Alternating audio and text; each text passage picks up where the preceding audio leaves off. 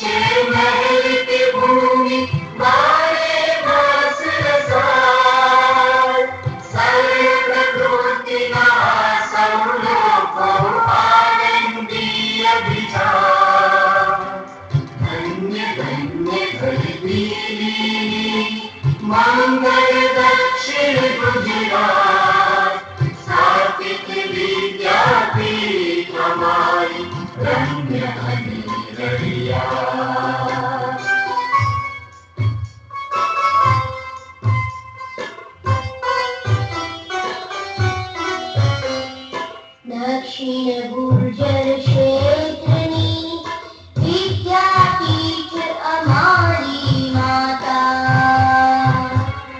दक्षिण गुर्जर क्षेत्रनी विद्यापीठ हमारी माता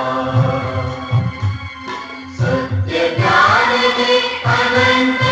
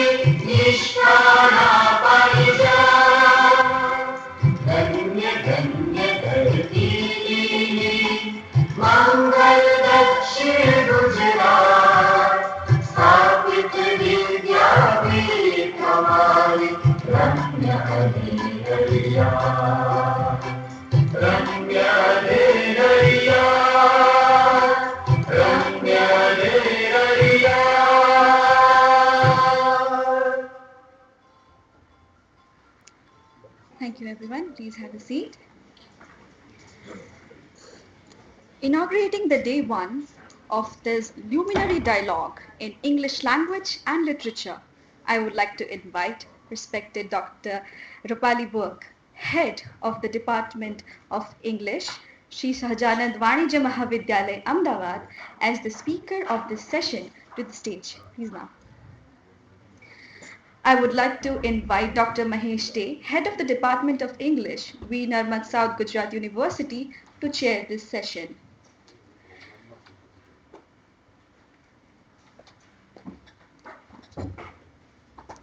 Dr. Burke has been using her translation skills across English, Gujarati, and Hindi for 35 years.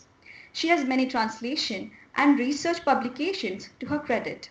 Her work has appeared in magazines like English Literature, Asymptote, Kodai Poetry Review, and many other anthologies.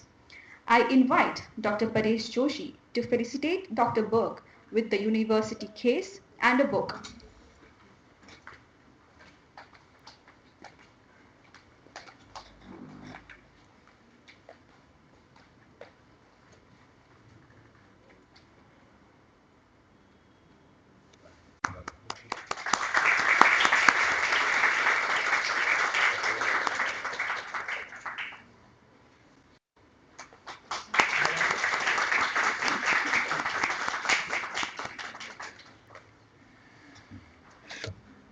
Translation has held a pivotal place in the human world for ages. The advancement of human civilization, which led to the birth of different languages, has been interestingly termed as the Tower of Babel theory in context of language and translation.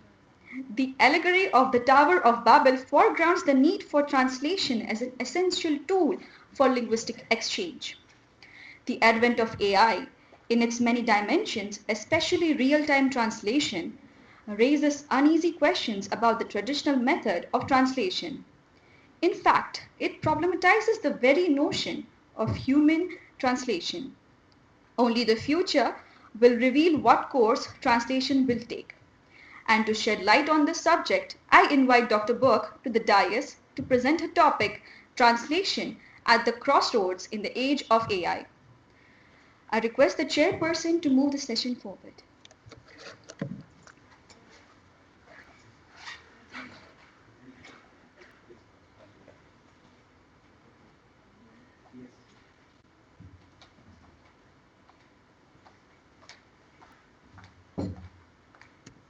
This is the first slide.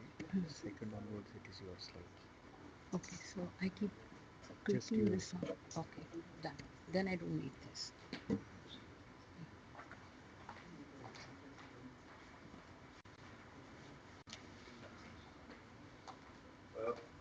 I think across a day would, I'll just for a few minutes Okay. before you start.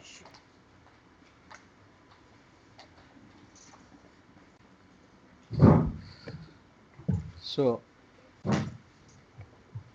good morning everyone and welcome to this National Symposium on insights and knowledge sharing from different resource persons. And I planned it exclusively for the students of the department and also the research scholars.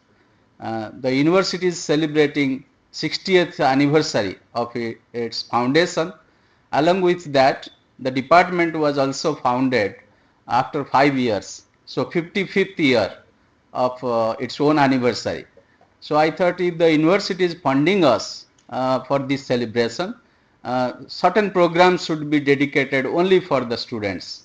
So I planned it that way.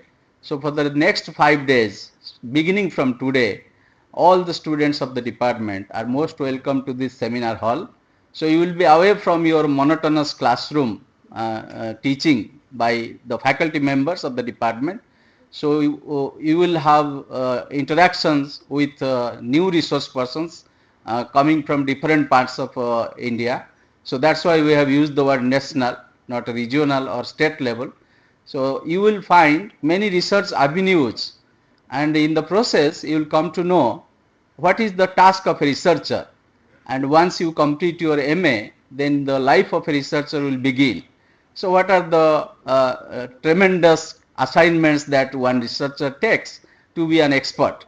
And so you will find many research avenues, including marginal literature and translation studies, and also Commonwealth literature. And so you will have a kind of idea what should be our project in future. Because you are already at the level of MA, so masters, so you are in the process, you are oriented to be academician or researchers. So some of the students may discontinue after their MA, some of the students may go to their other assignments or vocations, but we will expect you to just be our representatives outside, to represent the department. You are our torch bearers in the society. And when we discuss that, so today's topic by Dr. Rupali Burke is on translation studies She has, if you Google her, you will find her works on different aspects of translation and the importance of translation as an Indian. You can think that way. So we are Indians and we move from one place to another. The very 5 to 6 villages on the border of Gujarat and Maharashtra or Rajasthan are having a kind of mixed dialect, something borrowed from Gujarati and some Rajasthani and some Marathi, and you will be surprised to know that Rabindranath Tagore spent a lot many years in Ahmedabad, and so his works have been translated into Gujarati, and so for interpersonal communication as well as for research activity, so translation plays a very important role in our lives, and we translate, that's why we exist. You can imagine that way. So I translate, that's why I am here. You can imagine your roots and your connection with your past by means of translation. So translation is very much internalized. We don't actually do some extra labor to do translation. In ELT we have the very first method called grammar translation method. So we learn grammar, then we translate just to communicate. But here it's a bigger exercise, not at that linear kind of level. It's very complex, it's very complicated, it has been very broad in its scope. So I would welcome you all to this seminar hall, and for the next 5 years try to concentrate only on pure insights and knowledge sharing exercise, nothing else. With these words I welcome Professor Burke, please.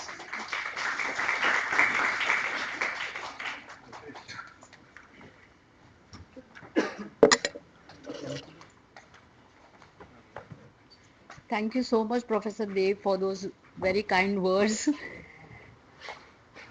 I welcome all the faculty members here and the students. I must say that I'm very delighted to be here to talk about a topic which is so dear to my heart. These days, influencers and other people talk about passion, following your heart. This is where my heart lies. And so I don't look upon what I've done as any kind of achievement, but it's a kind of soul fulfillment. Before I start talking about my topic, I'd like to just point out the thrust areas. I'm not here to talk about the mechanics or intricacies of translation as is normally done.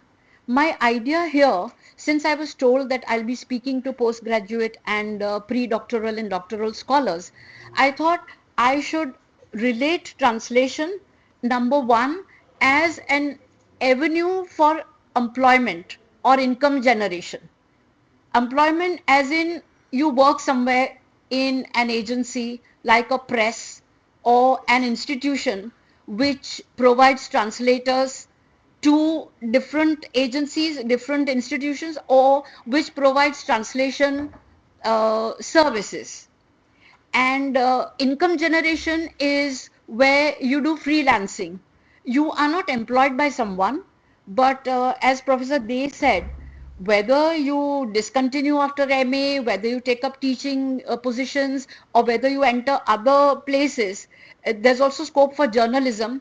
There's also scope for students of English in various other advertising agencies, for example, publication houses as copy editors and other things. In all of these places, you will require translation, which is, not looked upon as translation, but when you copy edit, say for example, a text originally written in English is fine. But when you copy edit a translated work, for example, the book that I was gifted here, right? It's a translation of Gulzarji's writings into English. Now the copy editor who would have copy edited that book would have had to look at the original in order to copy edit the, and since I've worked with some copy editors, sometimes these are copy editors who are very proficient in English, which is the target language, but they are not so much in the source language. That's where they will consult you as a translator to ask. So, when I'm going to talk about the importance of translation, in the second slide, I have said one can learn a language.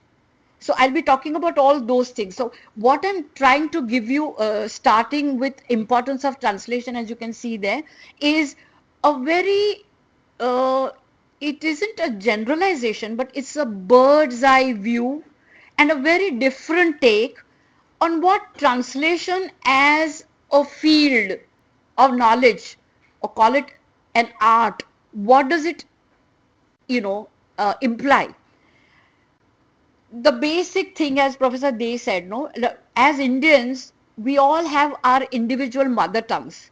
And so when we, by default, because we use these devices, no, Helvetica is the default language of the computers. So by default, what happens is, we, because either our parents speak different languages, maybe the neighbors with whom we play and interact speak a different language, the medium of instruction of our schooling is of a different language, so we are used to translating in the mind all the time. And for most of us, when we start learning English, whether as a medium of instruction or as a subject, what we begin doing is translating that grammar in the head. It comes at a very late point in that entire journey where you start thinking originally in English. Otherwise, the articulation first takes place in the, it's processed here and then it is articulated. So the first thing I've said here is, it, all of us know it's a link or bridge across languages and cultures, right? That's a basic thing. The most primary definition of translation is this. But now we are coming to the new millennium, which is called the age of knowledge. Translation has been there since Adam's time. And if you look at the history of translation, whether in India or at the level of the world, at the global level, you will find parallel histories of translation. Where did it begin? Who translated the first text? And the rest, from which language into another language? What was the politics of translation or the choice of the text at that particular point of time? But now, in the age of knowledge, what has happened is, I mean, look at this. In the new education policy, the government of India decided, came up with a very radical decision of providing higher education in streams like medicine and engineering in regional languages. You can imagine what it means. These are all texts that are available in English, whether they are by Indian authors or whether they are Western publications. Now, to translate all this vast body of language into regional languages, that's why I've said it's very important in all walks of life, especially now, in a very professional manner. What I'm distinguishing when I talk of translation in the age of knowledge, which is the new millennium, 2000 onwards, is that translation has now acquired a very, very professionally acclaimed texture. Earlier, the point was, it was an activity or it was a skill which was paid or not paid, which was, asked for or voluntary, but it did not acquire a professional stature as it has now. So this is very important. This is where there's a lot of scope for all of you. That if you look up the National Translation Mission website and you also look at the Government of India website, you will find many positions, many departments asking for translators in various capacities. So that is one thing. The importance of translation, because UNESCO and the United Nations General Assembly has designated September 30 as the International Translation Day, which shows that it is of sort of primary importance that even an international body like the United Nations and UNESCO, they recognize translation why am I saying this? Because in the normal general context, पूरा English में जा रहा है, ठीक है? You want me to speak in Gujarati, Hindi? Is okay? Okay. Why am I saying this? Because if you ask around in a very common way, if you inquire, they will say, oh, translation, I have encountered that and so would my friends have. It is looked down upon in a way that it is considered to be an activity of secondary importance, that there is a hierarchy. I'm going to discuss that later. So please keep this in mind. And that is why, as a counter defense, this comes as a very valid point that, hey there, you don't know that UNESCO and the United Nations has designated September 30 as International Translation Day. So you need to update your general knowledge.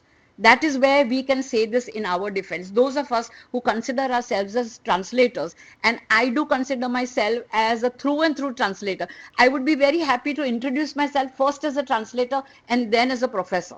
So the theme of International Day 2024 is translation and art. Please focus on that word. It's an art which is much more than a skill. An art worth protecting because it is endangered. We look at the next slide where what are the dangers that translation faces? Why is it an art worth protecting? It is not, there's a distinction here. It is not a dying art like say the Bhagalpur silk weavers or maybe the Rogan painting of Kutch. These are all arts which are dying because it's not being taken forward by the new generation.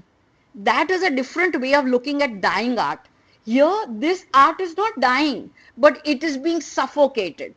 It's being throttled by not granting it the space and the freedom to breathe and to stand on its own or to stand with its head high. It's being battered. We'll look at that politics later.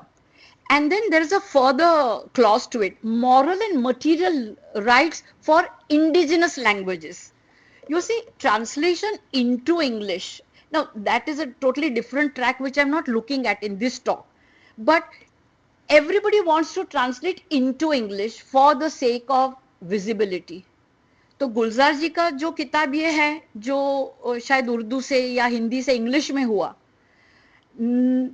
this translator, even if he or she were capable to translate it into Gujarati, would not choose to do it into Gujarati first. English में करेंगे क्योंकि उससे बड़ा visibility मिलता है at the national level, at the international level. So everybody, there is a race to translate into English rather than from translating from English into regional languages.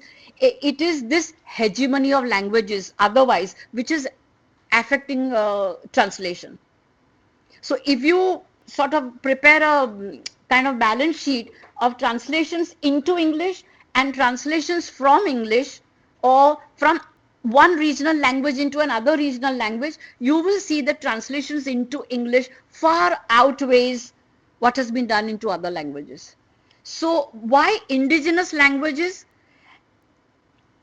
You see, there came a time in the 1990s, that decade from 1990 to 2000, where suddenly there was a flooding of translations of Dalit literature into English. Now, if you think that, wow, everybody, there was a egalitarian wave in society, there was a kind of moral awakening and everybody awoke to Dalit literature saying, no, we must give importance. That was not the case. That was the case because the publication industry had sort of gone to the doldrums, trying in vain to sell what other publications they were coming out with. So in order to bring up their sales, in order to, you'll read of Dhamaka sale during Diwali and Navratri. So they wanted to come up with a Dhamaka sale of so they thought of this strategy. Why not? So therefore, it is very often maligned as exoticization. What was actually the case was Dalit text को एक spectacled के जैसे, एक specimen के जैसे खड़ा करना था, like a museum piece where you went to look at something different from yourself, which was sort of worth looking at and worth analyzing and trying to understand, oh my god, this is very different. ये क्या बात है? This creature looks very unusual. We've never seen anything like that. For example, if they were to bring some exotic animal like they have in the Statue of Unity Zoo, if we were to see a giraffe, I mean, we would all rush to see it because we have never seen it otherwise. So that exoticization was what brought Dalit literature, and consecutively it brought Adivasi literature into the onto the publication scene. That's why there is moral and material rights. So this is a kind of defense in favor of the indigenous languages and literature, given the hegemony of English. Just imagine where regional languages cannot stand a chance before English. Even if you consider, Professor Day, you were mentioning translations of Tagore into Gujarati, or Bengali literature into Gujarati. Sunil Chattopadhyay and many others have been translated into Gujarati. But Mir Bhai, Amit Bhai and Paresh Bhai, you all would know, Sunil Bhai also. Gujarati में से इतना हुआ नहीं बंगाली में. गुजराती में से मुझे पता नहीं कौन सा टेक्स्ट गया है बंगाली में. Why? Because Bengali, if you look at the hierarchy of Indian regional languages, Bengali is way up higher than Gujarati. So this is where you have to understand. That's why this the assertion of moral and material rights for indigenous languages. So there it has also to be safeguarded against the exoticization. You cannot look at these languages as an exotic piece which you are viewing as something to be viewed for sake of novelty or for sake of difference, because it is unlike us, it is unusual. And then translation, I've just randomly taken this. The Franco-American author George Steiner, he said we would live in provinces surrounded by silence if there were no translation. So जो Tower of Babel का जो theory, the whole thing is that there was only one language it is assumed, according to that anecdote, that there was only one language that was spoken. And because of that, you know, the whole, it amounts to divide and rule.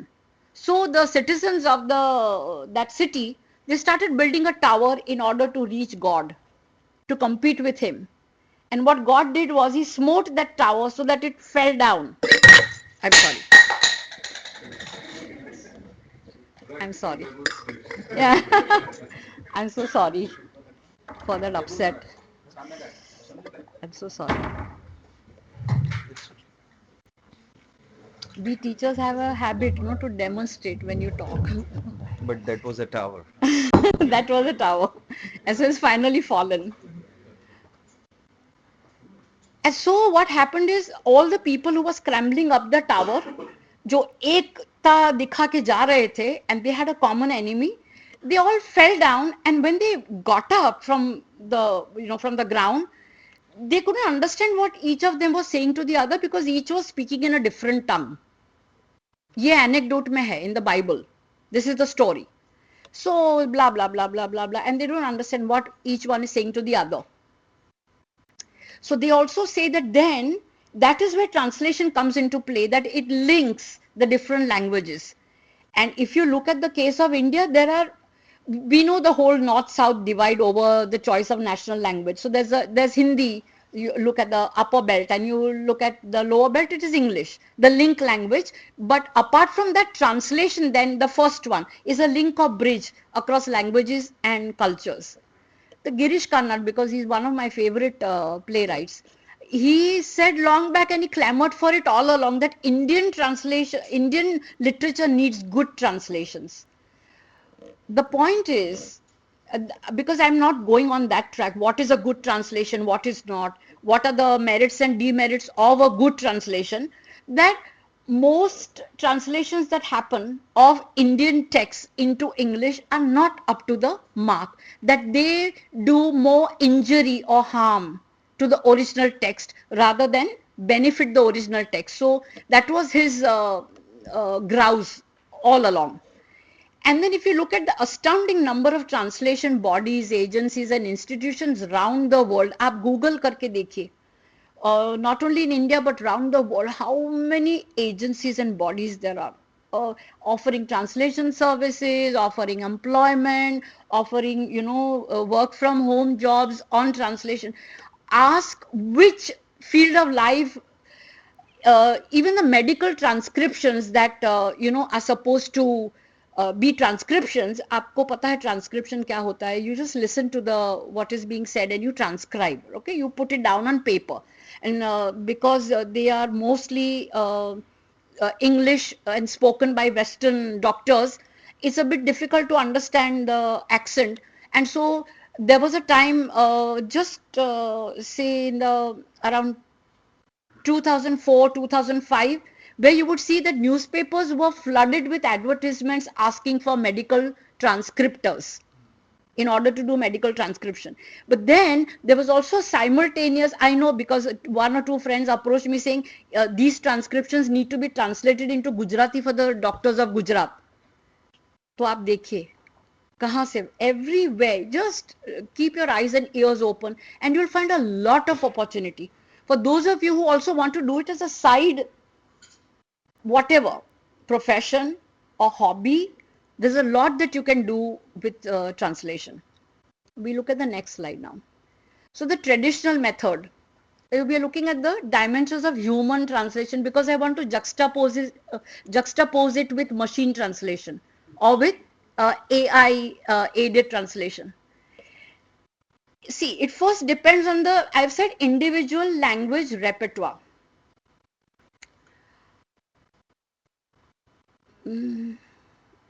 I think it's in the next one. We'll look at that later.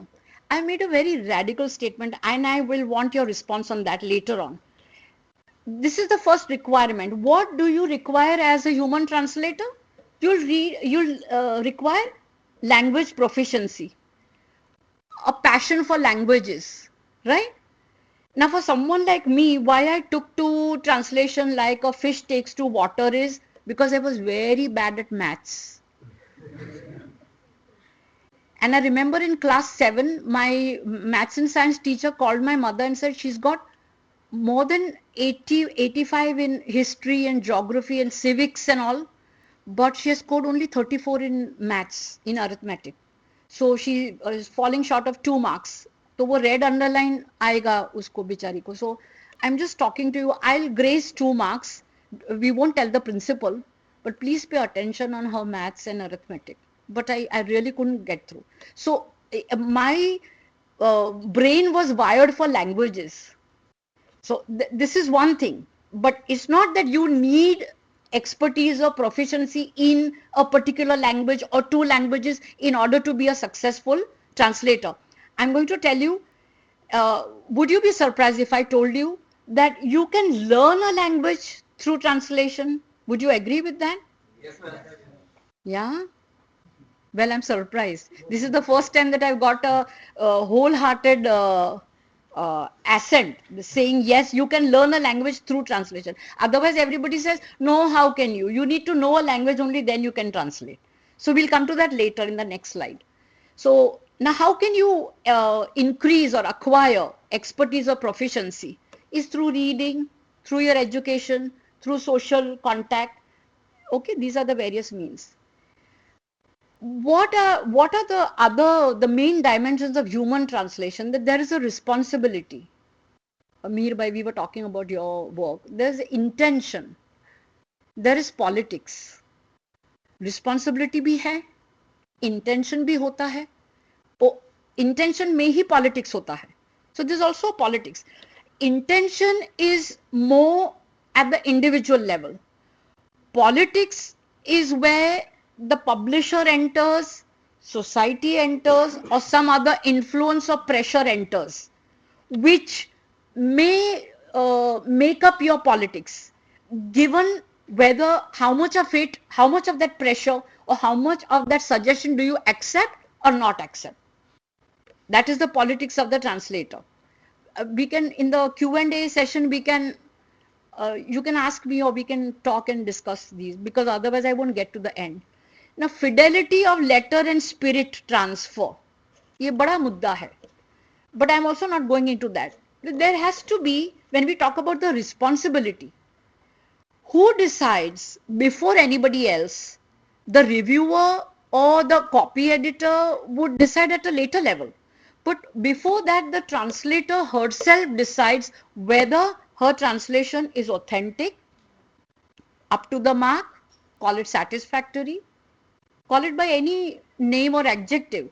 The translator has to assure, has to ascertain that the translation is authentic before somebody else tells her or points out to her how much of it is authentic and how much is not. And then no excuses are allowed or permissible. This is the main thing, that the translator is a facilitator, because she helps the writer to transcend his language and culture. I'm going to look at the demerits of translation, of the translator mostly, in the activity of translation later on. But what do we mean by facilitator? I spoke about the hegemony of languages, but there is also the writer-translator hierarchy or hegemony.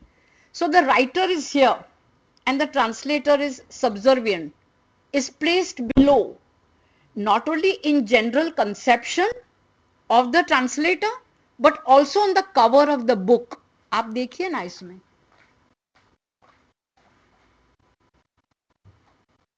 Look at the size of this Gulzar.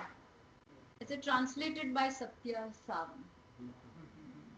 But we are grateful that that name is here. Nowadays you don't find this on the title page, but it is only written on the inner title page and not on the cover title page.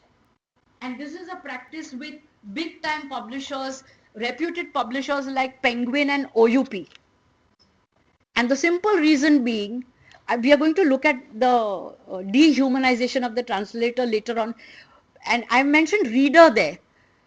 Why? Because readers think, are of the opinion that translated text hai, pata nahi kaisa hoga. It will not be good. It is not worth spending money on a translated work.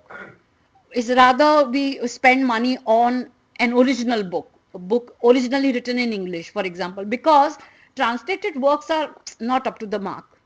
So nobody would want to spend money. It's because of that, because of the whole politics of the market, the saleability, that big publishers, like I told you, Penguin and OUP, they refuse to print the name of the translator on the cover title. And you'll find many books in the market like that. There was a big movement, and Mini Krishnan, who is the copy editor of OUP, she wrote a series of 3 articles where she has mentioned this in the Hindu, where she has sort of, whipped the publishers for this new kind of tendency of pushing the translator out of the way completely, that this is unethical and cannot be done.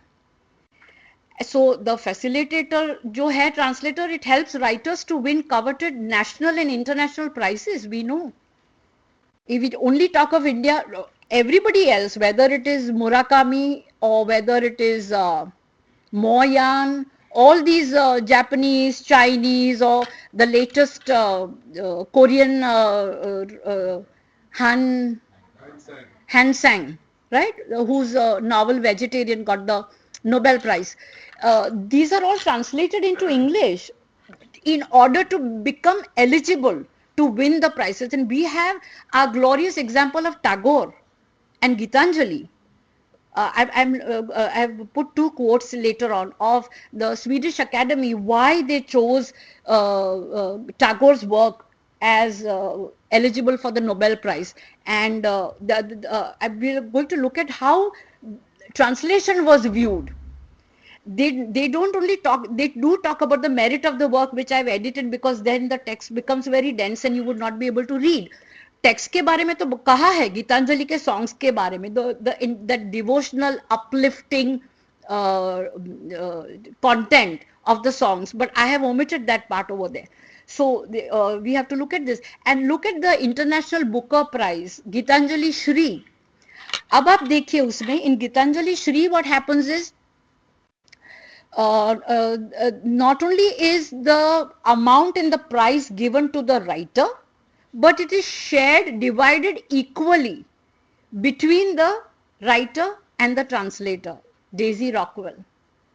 These are high points in the journey of translation. So there will be ebbs and there will be tides, right? But these are high points and they become a kind of precedent that if somebody, like you have in the court judgments, no, you have precedents which are quoted. So once this happens, it has set a very healthy and very rewarding trend. And I'm sure translators all around the world have felt very, very rewarded and vindicated after all the shabby treatment that they have been getting. So this is just for you to see that a person like Girish Karnad, no, he says when he got this prize, he was elected as a World Theatre Ambassador simply on the basis of his works being translated into English, getting good English translation done of works of Indian literature. Now look at the second quote where he says, I may write in Kannada, but the world only knows me through my English translations. I am an exceptional case in that I translate my own works in English. Auto translation hota hai. In translation you have auto translation, and then you have I don't know if any of you have read Viramma's autobiography, the Dalit woman, Viramma's autobiography. That Viramma was an unlettered woman. She just didn't know how to read and write. So I forget the name of the translators because it was translated some 30 years back. This couple, which they were social activists and they used to move in that area, and they met Viramma and they thought her story was worth being told to the world.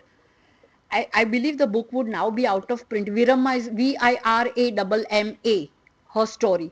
So this couple, they talked to her and they got all the inputs and they framed her. In a way, it's a biography because they're writing about her, but it's written in the first person. So it is the autobiography. And they say that we call this a mediated translation because she was, the wife was Tamil and the husband was a Westerner.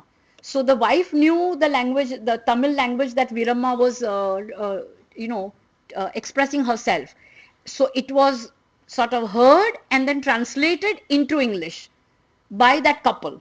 So in a way, it is a translation, but it is not as if there was a written text which was translated in the normal manner. So they call it became a special category of mediated translation. So in the case of Girish Karnad, and I'm happy, he's so proud about it. He says, my case is exceptional. This brings me to a point, we talk about the hierarchy, right, of the writer and translator. आप पाओगे कि पहले के ज़माने में जो writers हुआ करते थे वो सब अपने ही काम के तो नहीं. ચંચી મહેતાએ પેલું આયન રોડ એમનું પોતાનું નાટક गुजराती ड्रामेटिस्ट थे, उन्होंने अपना ही एक नाटक इंग्लिश में किया था. और जैसे Narhari Parikh and other people, वो सब ने बंगाली टेक्स्ट गुजराती में किए, कईयों ने हिंदी को गुजराती में किया, मराठी को गुजराती में किया. That was but very rare cases. But writers, Girish Karnad was a different case altogether. Writers who say, no, translation is not, we are writers. हम translate नहीं करते. तो translators अलग बिरादरी है. But because we are writers, so we are a notch higher. And so we don't translate. To the extent that writers are also hesitant from the sort of arrogance. I'm not calling it pride, I'm calling it arrogance because I have experienced it firsthand. From arrogance point of view, that they will not approach a translator कि आप मेरा translate करोगे. And if they do, I will tell you, in that one of the articles that Mini Krishnan wrote in the Hindu, she says, why is translation not a professional field in our country? That the writer, if at all he decides to contact the translator, will pick up the phone, and she says in a very breezy manner, हाँ, ऐसे जैसे हवा में बात कर रहे हैं. So I get phone calls sometimes from writers and they say, hello, आप रूपाली બેન બોલ रहे? हाँ जी, this I'm so and so. You see, I'm ગુજરાતીમાં મારું એક આ ચોપડી છે એ તો અત્યારે બીજા આવૃત્તિમાં જતી રહી છે અને એના વિશે બહુ લખાયું છે this that. And so you wonder what is he trying or she trying to tell you, what is she trying to arrive at. वो है ना, उन्होंने ये बड़ा रिव्यू किया, big names they'll throw in to impress you. At the end, they don't ask you, well, I've heard about you, you know, you're a good translator, तो मेरी इच्छा है आप मेरा करोगे. वो तो बात ही नहीं है. आपके पास टाइम है क्या, आप क्या कुछ पैसा कितना लेंगे, हाँ, nothing of that sort. And then they throw that proposal, they order you, and then you quietly tell them, that's what I have done. No, I'm sorry, but I won't tell you the names, but I have no time. But then sometimes they say, is there somebody else who can do this? तो यहाँ हम देखेंगे machine translation में there's no sort of quality assurance. आप नहीं तो और सही. We just want the work to get. What also happens then, most regional writers, just because they look at the Roman alphabet, they feel mighty happy that their work has appeared in English. We know of certain, I'm sure, some very poor translations. In fact, one translation, I will not spell out the name of that novel and the translator, but if you have prior knowledge, you will know. Sahitya Academy, Delhi, it withdrew an entire book translated from Gujarati into English because it was discovered. Now, this is the Indian Academy of Letters, Sahitya Academy, Delhi. And I'm sure they have a process which sort of sieves through the work that goes to them. They have reviewers, but this work managed to reach the publication stage, and it was finally not only withdrawn, but also pulped. So you won't find a copy of that book. In fact, I did happen to visit Crossword and pick up that copy and say, wow, this looks interesting. The moment I opened one page, I was like, oh my God, I was in for a shock. And I said, is this the kind of work that Delhi Sahitya Academy, the Central Sahitya Academy, publishes? And so I put it away.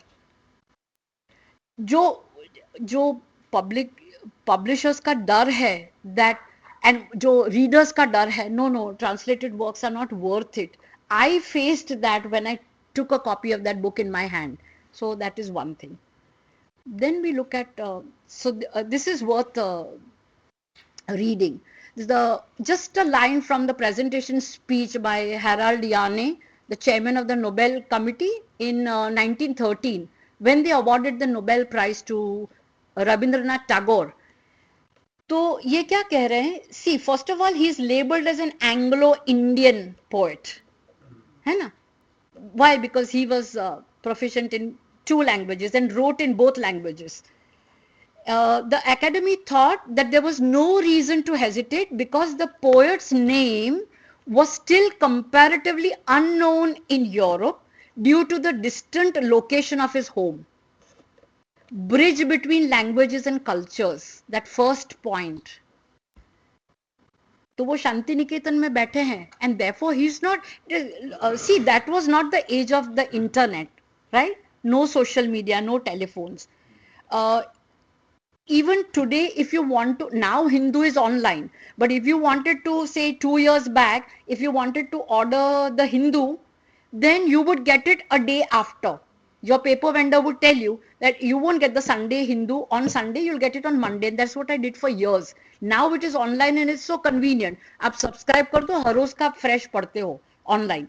but that was not the age, 1913. So because of W.B. Yeats mainly we know, Gitanjali was brought to the attention of the Swedish Academy, and then when they went through it, and there was no doubt that they would not agree that it was a work of great worth. So still comparatively unknown in Europe due to the distant location of his home, but still because of the translation, that physical gap, the geographical gap and the gap between languages is bridged, and the credit goes entirely to translation. That this is another case of auto translation because he translated Gitanjali himself. Now this is worth reading. See, Tagore's Gitanjali, Song Offerings, a collection of religious poems, was one of his works that especially arrested the attention of the selecting critics. Since last year, the book, in a real and full sense, has belonged to English literature. See, when we, sir ने अभी आपको बताया Commonwealth literature उन्होंने कहा, दलित literature उन्होंने कहा. We categorize literature and we put them into categories. But they are saying Gitanjali belongs to English literature. So this whole business of hierarchy where they say a translated work, so this belongs to English literature as well then. Gulzarji's book. So can you imagine the lines between Indian literature and English literature are blurred by this very, very pivotal statement by the Swedish Academy. It has belonged to English literature for the author himself, who by education and practice is a poet in his native Indian tongue. Is there. They are being very clear. This has made them, then I have omitted certain lines which are not relevant. This has made them accessible to all in England, America and the entire Western world. So that bridge between cultures and language. और last जो line है that he's been hailed as a new and admirable master of that poetic art which has been a never failing concomitant of the expansion of British civilization ever since the days of Queen Elizabeth. Now look at this text from Bengal, rising and joining the ranks of English literature. In that day and age, English literature was purely British literature. Even when I did my graduation, all we had was British literature. हम ना American पढ़े हैं, हम ना Indian पढ़े हैं. It was through and through from Chaucer to Pinter. It was like that. We never studied anything else. So this joins the rank of English literature, and then they are saying, so the movement is then reverse. So the empire of the British civilization since the days of Queen Elizabeth. You understand what I'm trying to say? So it joins the ranks of English literature, which has its center in Britain, and because there is a connecting link like that, it also amounts to the expansion of the British civilization.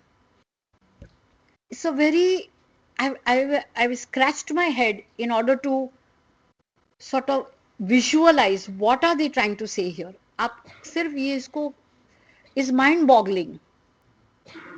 How a Bengali text translated into English joins the ranks, belongs to English literature, and how then because of that, तो यहाँ आ गए हम यहाँ, और यहाँ आने के बाद क्योंकि वो यहाँ है Bengal. So if you look at it from this point of view, it is an expansion of the British civilization. So with a Indian, with a British, and therefore Anglo-Indian. So therefore that's why they have termed it, this is a compound word, but they have not said Indo-Anglian, but it is Anglo-Indian. और अब हम जानते हैं कि Anglo Indian category Indo Anglian से अलग है. Put properly and appropriately, Tagore would be an Indo-Anglian poet.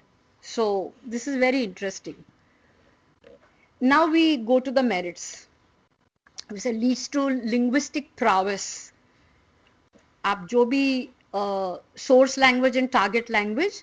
So it's like physical exercise. You do gymming and it, gives strength and tones up your body. So this tones up your not only your brain but also the languages. Gujarati में काफी time ऐसे कहते हैं कि भाषा की धार निकलती, it sharpens the blade of the language that you know, your register, and you can learn a new language. And you all said yes, you can learn a new language, right? आप लोगों ने बताया था. आप बताइए मुझे कैसे learn कर सकते हैं new language. Then I will tell you my story. How can you learn a new language through translation? Can you? You said yes. Or do you now want to change your reply? दो चीजें अलग है. One is it leads to linguistic prowess. मतलब आप है ना, आप ज्यादा effort करते हो and you want your translation to become better and better and better, so you engage all the resources you have at hand. You ask experts, you ask friends, you go to the dictionary. There's also collocations dictionary. ये सब हम करेंगे. Or then you recall a phrase somewhere in something that you have read which comes in handy and you apply it here. Because when you, as a reader, there are certain things that you really like and it's all pasted in your head. And that comes in handy. वो तो एक part है. But then I've also said it's actually a different point that you can learn a new language.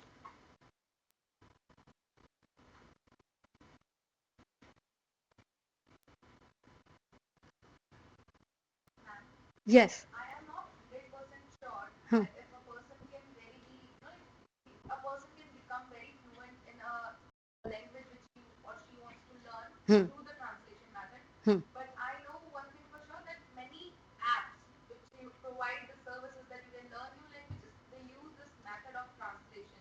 Correct. As a student myself, if I think of myself learning few letters, a few words, a few new things that I want to know what is it called in this language for that matter. So I usually have it in this translation method. Like if I want to know what is I love you in Korean, then I have to go and search it in English, and then I will find it in English. That how do we pronounce it with the English Correct. phonetics. But then you're talking of machine translation there. We have still not arrived there. This is the human translation as the traditional method. That I agree. We'll come to that. The Google Translate and all of that. है ना? That is true. That is now at our fingertips. No, you want to पूरा का पूरा speech भी बताना है दूसरे language में तो आपके पास है. You want to understand an entire chapter written in some other language in the language that you know is available. That is there. But this is the traditional method, the human method. I'll tell you how. I was associated for a very long time with Dalit literature and then with Adivasi literature. Dalit literature में क्या होता है? When you look at it has different dialects depending on whether the writer is from Saurashtra, whether he's from North Gujarat, whether he's from South Gujarat. So actually I began my journey with the songs and the cruel wedding songs which are known as fatanas. Then the proverbs and the stories that women told. These are Bhangi, Koli and Vankar women of the Bhal region. That was my first so-called official brush with translation. And when I got the works that had to be translated, it was like Greek and Latin. Gujarati में था लेकिन मैं उसका उच्चार कर पाती थी. जैसे एक दलित पोएम हमने किया, वो तो खैर इतना वो नहीं है कि आ तो दियोर हैंडवो मांडिया पगनो कॉक करो लाइक दैट. अब अभी मुझे वो सब ये गुजराती में है, दलित कविता है. But these women, because women speak in the most intimate dialect we know, so I just couldn't understand what it is. Luckily, those were women who used to come for camps in that institution, the Behavioral Science Center on St. Xavier's College campus, which were arranging all these camps for these women and working over there in the Bhal region. So as to meet those women and ask them. Also the field workers, the volunteers of that NGO. अरे ये है, तो फिर मैं उनको पूछ के वो लिखती थी. what happened was there was some 1100 odd items in that entire thing which had to be translated. Those were long cyclostyled pages. And by the time I finished that, I could talk to those women in that dialect, not using a single word in standard Gujarati.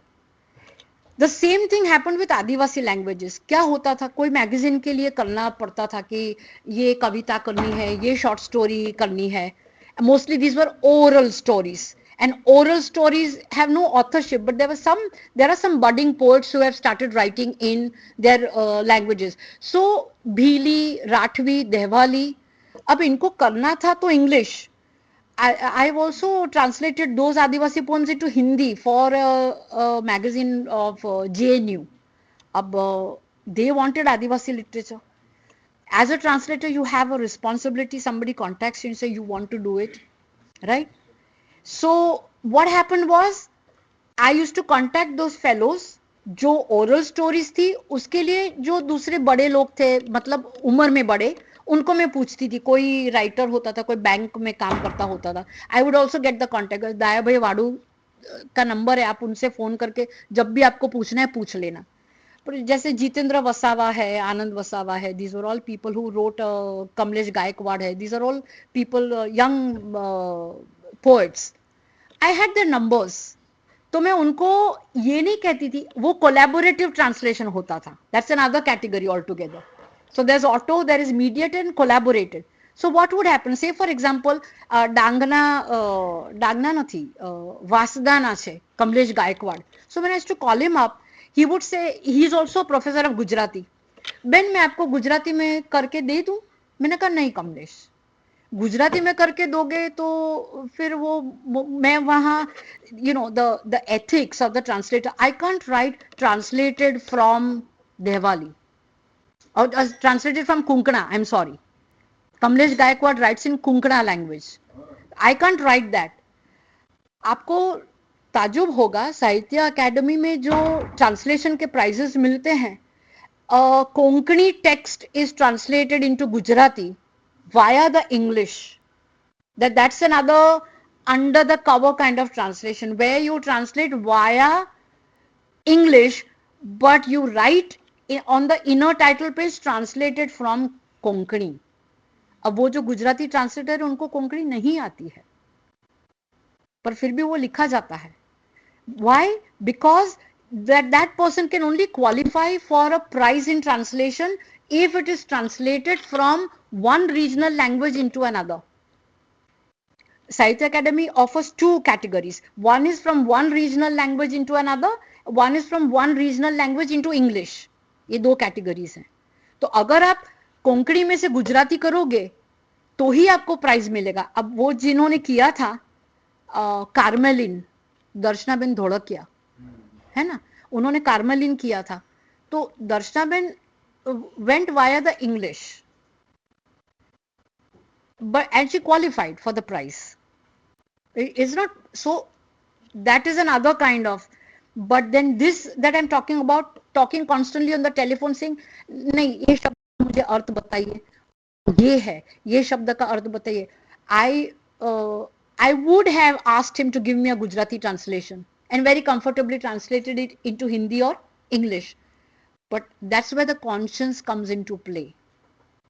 So you want to be thoroughly sort of ethical and say no, I will not enter that route. And so all these languages, जो आपका नाम क्या है? She gave me a reply. What's your name? हाँ, Vishakha. I agree with you. I can't say that I'm fluent in Konkana, but I learned the functional language. फिर तो मैं थोड़ा थोड़ा कैसे हो, क्या है, क्या कर रहे हो, वो भी मुझे आने लगा बात करना.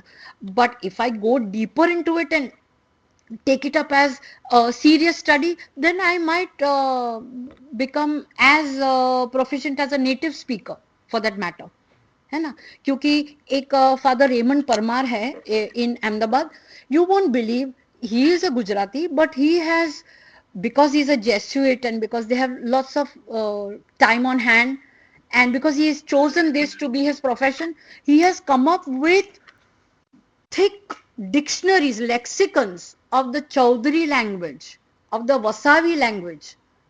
डिक्शनरी बनाई है उन्होंने, जो ये लैंग्वेजेस की तो जैसे लिपि नहीं है, तो ये देवनागरी में, ये गुजराती लिपि में ये भाषाएं लिखी जाती है, क्योंकि उनकी खुद की कोई अलग से लिपि है नहीं. They don't have a script, but he has come up with dictionaries which are worth seeing. I bought those dictionaries. Translator should always be hungry for dictionaries. I will also tell you, when we come to machine translation को भूल जाइए, वो आपको देंगे equivalent, गलत ही देंगे most of the time. We'll see hilarious examples in the second session. So that is one. Then it increases inclination towards knowledge and can increase general knowledge. For a project here, you just tell me the time. When are we? Okay. When Professor Rakesh Desai asked many of us to, he brought out a book on Narmad's writings, and all of us were engaged in translating articles on Narmad for that book, for that edition. तो क्या हुआ, translation करते वक्त मुझे Gujarati literature का पूरा overview, से for example I have not read Gujarati literature at all. So I not only got an overview of Gujarati literature of that time, but also an in-depth knowledge of Narmad's writings, because I translated articles on Narmad. So अगर आपको कोई कहेगा, जैसे अभी मैंने कहा engineering medical, if we were asked to, or if we took up translation of a medical text, would you not get conversant with that body of knowledge through translation? So that is an added advantage. And I have done many field reports. अच्छा, एक ये जो भाल वाला है, उसमें एक दलित आदमी को they beat him up and they hung him to die on a neem tree. तो वो भैमा भाई का पोस्टमार्टम रिपोर्ट मैंने गुजराती में से इंग्लिश में किया था, because they wanted to publish that. Now it's a postmortem report. So I got to know exactly how is a postmortem report written, because I translated that report into English. Then of course it brings you, source of employment or freelancing, which I spoke about in the beginning. It brings you fame, status elevation, reputation for commitment, bonds with writers. Commitment में ये है that it's not to glorify myself or anything like that, but just to give you an impetus. Number one, I have never ever charged a rupee for translation. वो जो होते हैं, जो publishers के साथ contract करके publishers के choice के बड़े बड़े किताब translate करते हैं for hefty amounts of royalty, those I call corporate translators, because they team up with big publishers. I have not teamed up with any big publisher just because he or she suggested that I team up with them and translate a particular text. मेरा जो line of work है ना, it's all to do with commitment. All the texts that I have done have all to do with commitment of my personal being, my individuality. तो इसीलिए मैंने commitment लिखा. It's a very controversial thing. I was sort of torn apart by somebody at one seminar. I said, what commitment are you talking about? You do it for fame. I said, is commitment fame? May come, may not come. Like I was telling Mihir Bhai, I am translating the third batch of the Gaza monologues into Gujarati. अब Gaza monologues को हम करेंगे तो market तो इसका कोई है नहीं. The general readers, who would like to read that kind of stuff? So I am doing it only because my heart tells me I want to do it, and that these things should be preserved in Gujarati. Sometime किसी को ये भी पता चले कि ऐसा भी कुछ लिखा गया था. These are all the young boys and girls who are caught up in the Israel-Palestine strife, और उन्होंने अपनी बात लिखी है, छोटे छोटे essays हैं, worth reading. You can go to the website of Ashtar Theatre, ASHTER, Ashtar Theatre, and you will find the menu में जाके आप monologues, Gaza monologues, and you can read the Gaza monologues in English over there. So that is what. Now it keeps Alzheimer's disease at bay. How many of you knew that or agree with that or disagree? Or say, no, what rubbish is that? I'm saying this because I have proper proof in the next slide that it keeps Alzheimer's. आपको पता है ना आजकल तो ये mobile और digital इसकी वजह से device everybody is facing memory loss, no? है ना? We don't remember say what was I saying that name because everything is here, no? You look up, and so that book, that writer, that place, whatever. So we are facing memory loss, and eventually then because we have become passive, our brains are no longer wired to be active in a way that they used to before the advent of mobiles. Now people, there was a lovely movie, you must watch it, Three of Us. वो अहलावत है और Shefali Shah, and there's another Marathi brilliant actor who plays Shefali Shah's husband on early onset of early Alzheimer's. She's just entered her 40s and she's already facing this, and that is become a reality in the Western world already, and we are also facing that. So it keeps Alzheimer's at bay. Next में हम quickly देख लेंगे. And then this is okay, cultural negotiation. And it is Susan Bassnett herself who says it leads to close reading. मैं आपको हम सबको पता है जो हम लोग करते हैं टेक्स्ट है ना अभी हमने अमित भाई भी તમે અખાનું કરો છો आपने भी किया है this travelogue and Professor Dave must also have translated. You know, when we sit to translate, what happens is because you are reading that line and then you read it again and then you're stuck with a word. And so you keep looking at that sentence for very long. You also want to look at the semicolon, the colon, the comma, and because you want to bring all of that into the translation. आप सोचिए, when you sit to translate a text or whatever, you are looking at the text as if under the microscope for long and minutely. तो मैंने गिरीश कर्नाड का तालेदंड गुजराती में किया, उसको आज 25 साल हो गए. But you ask me any dialogue from तालेदंड and I will tell you, this is the dialogue. अभी भी मुझे याद है. I've read so many other books. I will not be able to tell you from memory कि उसमें ये है, these are the exact lines, this is the dialogue. So that is what happens with translation. It is imprinted in your head. Okay, and this is the human translation that we are talking about. Okay, just read this. I will quickly read this. ये proof है, Alzheimer's. So this is an added advantage. All of us should, to a certain degree. अच्छा, आप लोग WhatsApp forward में तो मानते ही हैं. We all, that's a favorite hobby. What you should do, I tell my students also, whatever you like, अगर जो गुजराती में है तो उसको इंग्लिश करके भेजिए. अगर इंग्लिश में कुछ अच्छा पढ़ते हैं तो उसका गुजराती करके भेजिए. Each one of us should try to do a bit of 2-3 lines or 5 lines of translation on a daily basis. It is because of this. You know, doctors advise elderly patients कि आप crossword करो. मेरे neighbor है, she's Kokila auntie is 87 years old and she does the Gujarati crossword every day. મને ડોક્ટરે કહ્યું છે કે crossword આ ભરવાનું જ રોજ જ ઊભી આડી ચાવી. She does that. So she's a Vaishnav, so she does it as religiously as her seva. And she is so agile, my God. You should see the way she speaks and the way she remembers things. So this is, see, people who speak 2 languages proficiently could forestall dementia symptoms by about 4 years compared to monolinguals. The results suggest that habitually speaking and thinking in 2 languages builds up a cognitive reserve that acts as a buffer to stem the decline. So just as we, for muscle loss, post 40, they say you should do weight training, right? So that you don't face muscle loss. Similarly, this is, you can put it in the category of crossword puzzles and Sudoku and translation. If you want your brain to be very agile and your memory to be very active, what is remarkable, I put the sources at the end.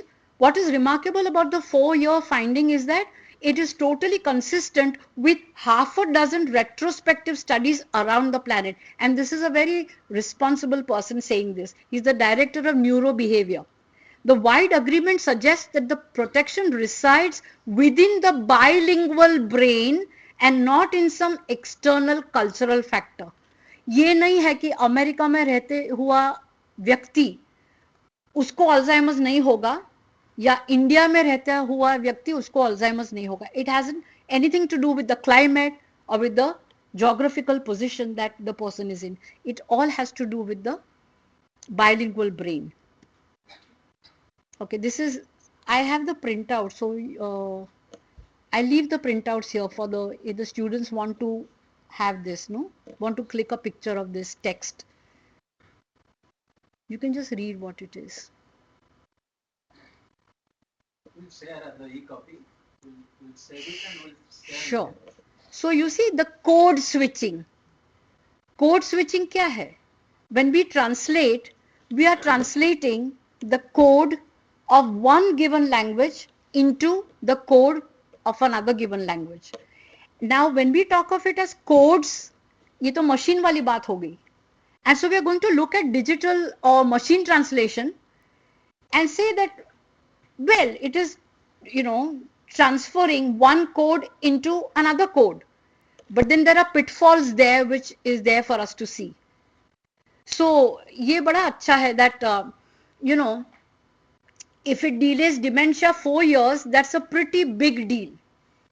Because dementia, the onset of dementia is fast and it sort of develops very fast. So once it sets in, there's no way you can stop it after it sets in. तो मतलब उस हिसाब से 4 years is also quite a good time. Shall we stop now or we have? You can start. But you will- Shall we stop? Or take 5 minutes? You can wind up in 5 minutes. Okay. So these are problematized issues. I'll go through them quickly. Is it a creative activity? People say no. The critics or the people who believe in that hierarchy or hegemony, they will say, no, it's not a creative activity. It is a monotonous activity. It is a mechanical activity. If it were a mechanical activity, as we will see in the second session, would machine translation fail compared to human translation? अगर ये mechanical है तो machine translation should have succeeded. Why pay fees or royalty? This is a moot point. What is the capital of the translator? What is he investing? तो इसमें तो क्या है, आप ये पेज कर दो ना, આ એક સ્પીચ છે કરી આપો ને, હમણાં તો ફટાફટ થઈ જશે. अरे आप बैठे तो सही, एक पैराग्राफ तो कीजिए, आप पूरा A4 पेज दे रहे, कैसे होगा 5 मिनट में? So as if it is a child's play, as if what is there to pay, इसमें पूछना भी क्या, what? Hierarchy of writer translator status. What is very sad and upsetting to me also as a translator is the dehumanization. जैसे machine को हम देख रहे हैं वैसे हमें देख रहे हैं. अरे इसमें क्या है, इसमें कौन सी बड़ी बात है, आपको क्या औजार चाहिए? You aren't using any tools, you don't want a particular setup, you don't need a OT in order to, you know, do the surgery. So आप चलते फिरते आप ट्रांसलेशन तो कर सकते, आप बिठा दिया, ये करिए आपो ने, ये कर दो ना, तो आप बैठ के कर देंगे. But it is really not so easy. That's the dehumanization. Is not considered an entity at all. Struggle against invisibility on book cover and on stage. I have been invited to book release functions, dears, where I wasn't invited onto the stage. And in one particular case, I was made to sit in the wings. मतलब वो बिठाया मुझे wings में, वो ऐसे होते हैं ना, in the, and then one person in the audience stood up and said, hey there, I will not mention the playwright whose work I had translated into English, and that person, वो पुराने उम्र में भी एक जैसे थे, rivals जैसे, मतलब could stand up and say, hey there you, why are you hiding her in the wings? उन्हों गुजराती में बोला, उन्होंने उंगली पकड़ के आपको इंग्लिश में ले गए हैं. In that audience, this was HK auditorium, HK college auditorium. એમને બહાર કાઢો, એ આંગળી પકડીને તમને લઈ ગયા છે બીજી ભાષામાં, અંગ્રેજીમાં. How can you just, so it is not only invisibility on the cover, but it is also invisibility in the book release function, and that's where you have to stand up also. But this was long back. I am now a much yes. And exploitation by writer and publisher, I spoke to you about, no? The exploitation. They will not tell you whether, ask you whether you have time. They will not ask you what are your fees. And जैसे बस वो है, आप उनके service में हैं, आप उनके एम्प्लॉयर है, एम्प्लॉई है, they are your employers, and they will expect you to translate as, when, what they want. So I'll end here and continue in the second session then. Okay.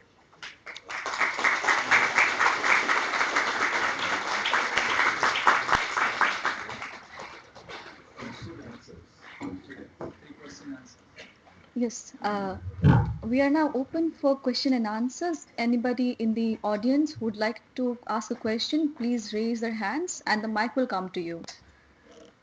We can just spend 15 minutes, so we can take 5 questions. Rest of the questions we can take in the afternoon session, post lunch. We are keeping to the timing so that you won't actually be in a hurry to rush to back to your home. 3:30 we have put the timing that way. So please, any of you, जो notebook हमने दिए हैं, pen दिए हैं, रखने के लिए नहीं, बैग में नोट करने के लिए, और रिसोर्स पर्सन के लेक्चर्स को नोट करें, पॉइंट्स नोट डाउन करें और सवाल पूछें, इंटरेक्शन के लिए दिए हैं, right? So please that Moin, Go. You can go ahead. Yes. इतना मेहनत तो करेंगे यार.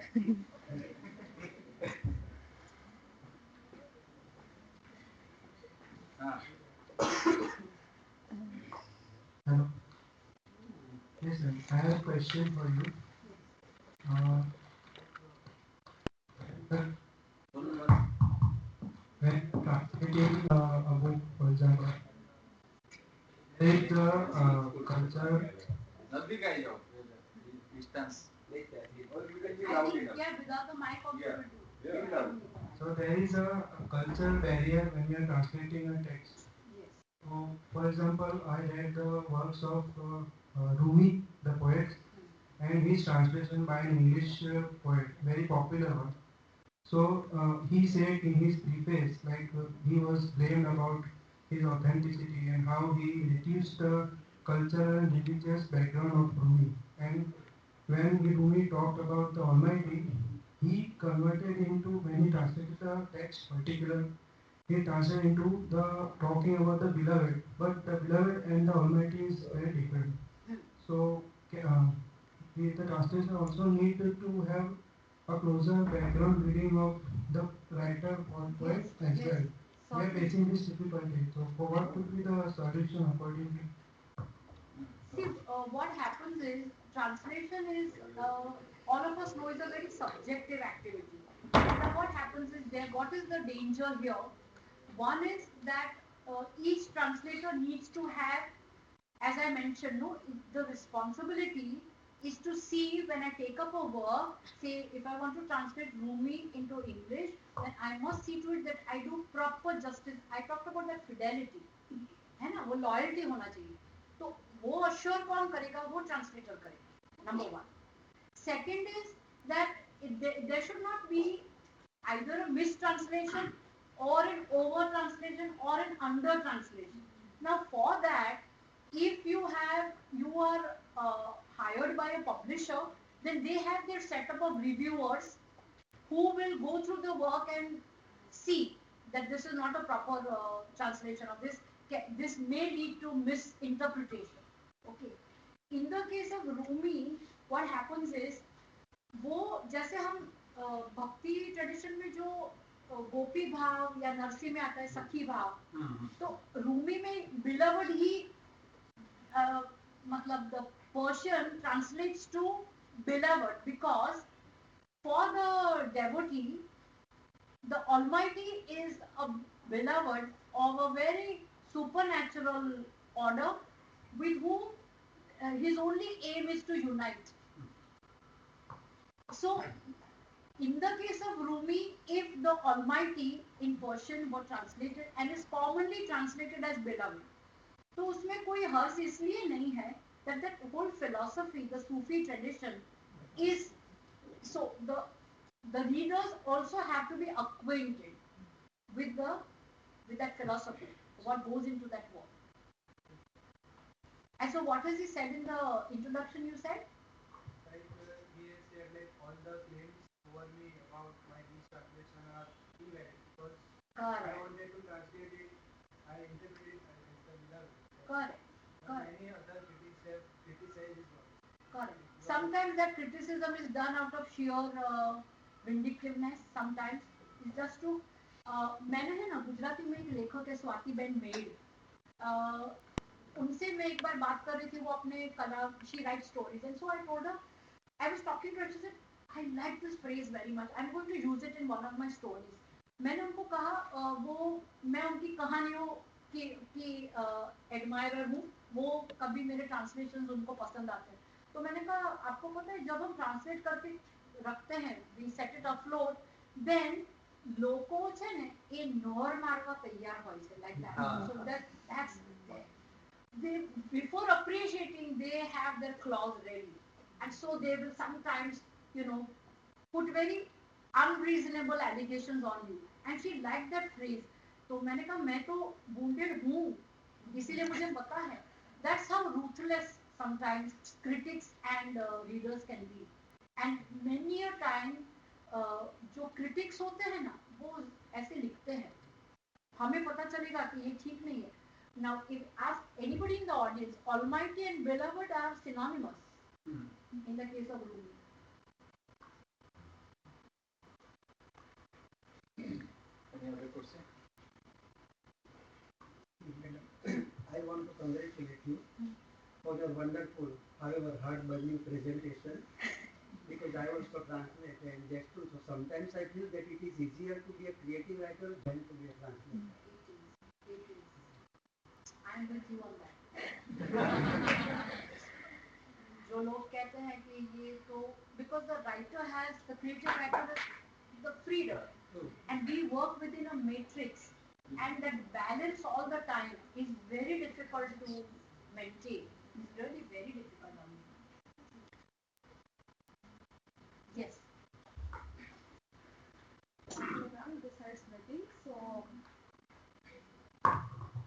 Actually, I'm into journalism, and you said translation can be helpful for journalism. I would like to know what are the challenges I can face, or what can be helpful in translation, so that I can be better in the journalism field. Also, I have one more question about translation. That is, sometimes you can't bring those feelings from other language to English. Like, for example, I also read Gulzar, and I have read some lines. जब शिकायत और दुआ एक ही शख्स के लिए हो तो फिर इश्क की अदा आ गई. So now when you translate it into English, how can you bring that feelings, when you say it in Hindi or Urdu, that brings that purgation of emotion. But when you translate into English, maybe that would not create the same amount of emotion into your heart. So how can you help with this? The first part of your question, journalism now you know that because of machine translation and AI, there is automatic translation of the what is put out by the Western agencies. Say for example, it has to be translated into Gujarati for a Gujarati newspaper, है ना? जो Reuters या उनका कुछ होगा, जो what happens is now with AI and computer translation, it will automatically Google Translate में जो मैं second session में आपको बताऊंगी वो हो जाता है but it's very faulty. So there what you would have to do is, and I was telling Mihir Bhai or Amit Bhai, is in a way it is double labor because if you are made to use that by the office or by your employer, then what you have to do is almost do translation anew because you have to look at each word and say no, this is not, this is not, this is not. तो उसके बदले अच्छा होगा आपको पूरा उसको original text से manual कर लो. But that's why there's a lot because now what happens is something, say for example I talk of Divya Bhaskar. तो जैसे राजदीप सरदेसाई है, if his article has appeared in the Telegraph, then Divya Bhaskar wants to publish that article into Gujarati. So then it is translated into Gujarati and published in Divya Bhaskar. So there's a lot of interchange of articles in various newspapers and magazines where there's a lot of scope. Also, if you take the Hindu, if you take their Sunday supplement, if you take Gujarati में अगर लोगे गुजरात समाचार, दिव्य भास्कर, कोई भी आप लोगे तो उसमें भी बड़े दूसरे भाषाओं के जो किताब है या आर्टिकल है उसका ट्रांसलेशन अपीयर होता है. So if you translate and you want to publish that story, say for example, Times of India में this tigress, no, T20. Speaking time. No, that particular actual tigress in Ranthambore. उसका पूरा story Times Evoke में छपा था. And that story was then translated by somebody and it appeared in Divya Bhaskar. So there's a lot of scope where you can, in the press, not only newspapers but also the publication industry, the advertising agencies also. There's a lot of scope. If you're a regular employee, yeah, and the second question. Second, you said Gulzarji, see there are two things to that. When we know that there are two separate codes, you cannot expect the code of one kind to look exactly mimic or resemble the other code completely. What you need to do is जब आप उर्दू में वो आपने पूरा बताया, so your ear is trained and you're listening to it in Urdu, then your mind starts working in that atmosphere. It creates that kind of ambience. गुलजार जी कौन सुन रहे हैं ऐसे उर्दू में? Now, are we saying that there is no romantic verse in English? I mean, just read Christina Rossetti's love poems. My goodness, which she wrote for her husband. You will be drenched if you read those poems. So it is not impossible to translate. लेकिन अगर आप कहेंगे ये देखिए, अगर I am dressed like this and then I go home and I come in my house dressed, and then if I look in the mirror and I want to look exactly as I'm looking in the sari in my official dress, I'm not going to look like that. So it is, तो essence तो मेरा मुंह और मैं तो वही हूँ. तो ये है ना, garment change होता है, but that, of course, see, people say that it's like changing perfume from one bottle into another. The cliched example that people give about translation is like pouring perfume from one bottle into another and some essence is bound to escape. पर हम क्यों ये form में इसी को क्यों देखना चाहते हैं? The translator will try her best to put that emotion in the English, yeah, in its Englishness, and then you look at the Englishness separate from this. हाँ, वहाँ अगर आपको इसको देखा और इसको देखा और लग रहा है कि नहीं ये इतना deep, passionate नहीं है, then it is fine. But if simply because it doesn't, it's not going to resemble this. It's not going to sound in your ear like this. It is going to sound different. And in print, when you read in your mind, it is not going to affect that new text. Affect your brain in the manner that this will do. पर आप उतने ही passionately इसको आप transfer कर सकते हो English में, क्यों नहीं? And the second thing is, like, for some people, if somebody is reading Gulzar in English, he or she may not know the other language. That's so true. For that individual, it will be amazing. New text. So when you critically analyze it, when you know two languages, it's a different perspective. True. But if you don't know Hindi or Urdu at all, correct, then you are going to take it in a different way, the translation. Correct. But that is where also, you know, the reader is able to make out. If इसका मैंने नहीं पढ़ा original, but then you can still make out if it's a clumsy translation, you can. Yes, very true. So he has a point, you know. Why do we make these two stand across each other? Because the translated text is a new text. So when you look at the translated text, you इसको भूल जाना पड़ेगा. इसका independent existence है. It's like that. Thank you, ma'am. Thank you everyone, and thank you Dr. Burke. And we will be taking a break now for lunch. Refreshments are provided outside the hall, and any remaining questions we'll be taking in the second session. And we will reconvene at 1:30 for session number 2. Thank you.